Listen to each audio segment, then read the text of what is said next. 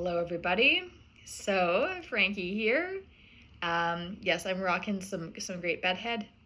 I talk a lot about setbacks and comebacks, and here I am with one. So I thought that I would document it when I feel up to it. So yesterday, I ended up going to the hospital. I was in the hospital from about before 7 a.m. until about a little after 7 p.m. Turned out my appendix had to be removed. And to just give you an idea, I have a very high pain tolerance. And I was an 11 or 10 is what I told them. It might have been more. They gave me morphine, and the morphine didn't really decrease the pain. It just sort of helped me cope a little bit better. And only when they gave me fentanyl, which was right before the surgery, did I actually feel a decrease in my pain. So it gives you an idea. I'd been in extreme pain all night, hadn't slept. I was throwing up everything. I couldn't keep water down, like just some sips of water. And it felt very, very like global, and then it just sort of started to shift and kind of go to the right. So yes, it was appendix. I'm really grateful for the doctor who took me seriously. Because I was bent over. I couldn't walk upright. I was in so much pain. And then I told him the morphine didn't really do much. And so he had me go and do a CT scan with contrast. It is painful when your abdominal cavity is hurting and you have to lie flat and stretch your arms up above your head, but so grateful that I could do it, and they were able to get a good scan in. So they were able to find that my appendix needed to leave my body. And the surgeon was wonderful. The team was wonderful. I'm really lucky to live 15 minutes from a small hospital. So they were doing the best they could. They don't have rooms for everybody, but so they sort of created these little hallway bays, so with chairs. So I was able to, which is better for me because I was able to recline it a bit, but lying flat was not comfortable for me. This is Taboo, and he's trying to nurse me. He likes to take care, but he has been trying to sit on my abdomen, so we're trying to not do that. So I'm going to be documenting my recovery a little bit because that is the nature of the game. Now, this was not a sports-related recovery or injury, but this also happens to people. And I made it this far in life, and I still had my appendix, but it needed to leave, I guess. So I know that I'm going to need to be working on opening all of this back up and gently stretching it back out. I can feel how affected my breathing is. But it is day one, and you have to start somewhere. So day one, I've set myself the goal of going for 2, maximum 3 10-minute walks. So I've just done one.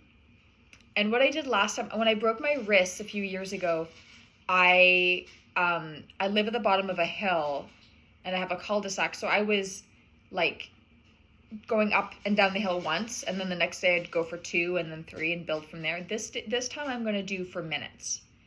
So I walked up and down the hill slowly and a little bit around the cul-de-sac, and that took me about 10 minutes. And so that's my maximum for the day is 10 minutes. And then I'm going to try to add a few minutes each day and work up to about 20, 25 minutes. And then my aim is to go to the gym, and I created a strength training program for myself, starting with just body weight. I'm cleared to lift up to 20 pounds, but I'm not going to try on the first day to do that. This is very tender. I was walking with at least one hand kind of holding it all, and I was not planning on starting my race season with surgery into my abdomen, so I'm going to be healing and rebuilding those muscles. Yay, bud. And I am disappointed that I have to cancel my races for April and May. So June is the big month, and we'll see how I go for nationals in Omaha and then worlds in Spain.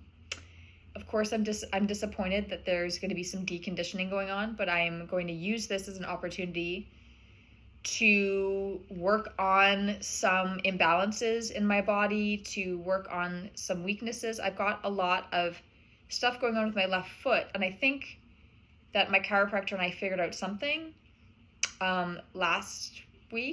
beginning of this week. So I'm interested, and with the rest, that might be a really good place to rebuild it from. So I'm going to make this as much of a positive as I can, because that's all you can do, is to plan your comeback. So I've done a good job of avoiding injuries, like training injuries and rehearsal injuries, but this time around I ended up with life happening. So I'm going to share what I can when I can, because I think it's really important that we don't hide away when things go off the rails, because this is what I talk a lot about, right? Is using all of your skills, all of your knowledge to support you in the comeback just as much as when things are going well. So I'm going to be focusing on mindset and nutrition. I'm going to be taking this as a great opportunity to do stretching, not hard stretching here and not stretching today, but stretching and some other things that I just typically kind of put on the back burner. But I'm also reminding myself a day at a time. And so for someone like me, I have to set a ceiling for no longer than X, because I'm the person who always wants to push. And this is not a time to push. I'm going to be ensuring them drinking lots of water, lots of protein, so I can build back tissues and things.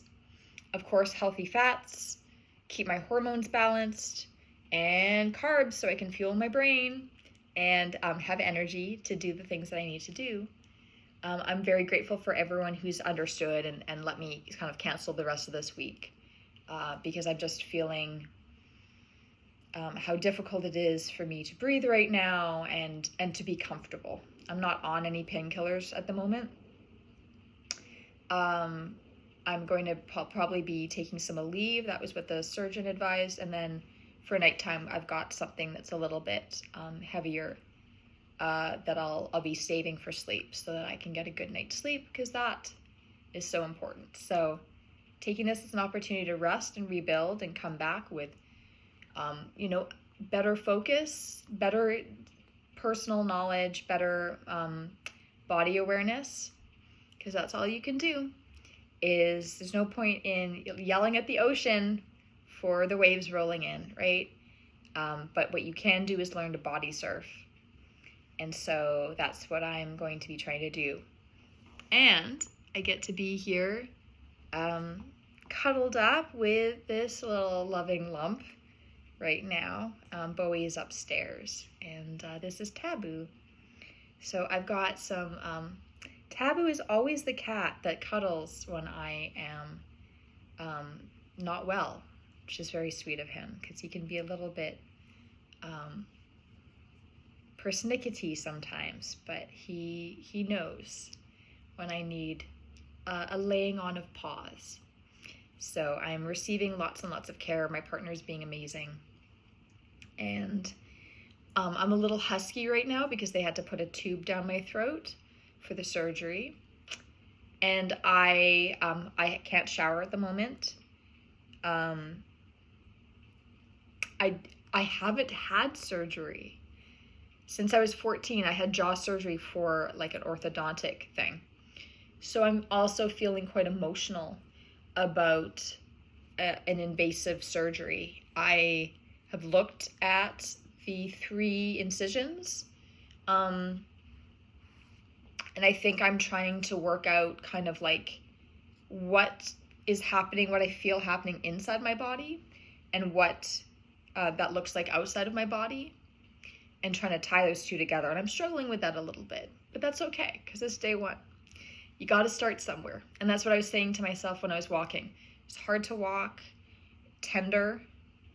And I'm like, this is just a baseline. It's all up from here, right? So whenever you have a setback, find something you can do And that's your baseline, that's your starting point, and just remind yourself it's day one. When you start a new training routine, it's day one. When you start out a new nutrition plan, it's day one. You don't have to be perfect. You just start where you are and you work up from there. All right, that's enough for me. There'll be more photos and videos coming along, I'm sure. And this is my job at the moment, is to recover and get better. And then I will be coming back into coaching and teaching a little bit over the next few weeks. All right, you take care. Take care of yourselves. Take care of each other. I'll see you all again soon.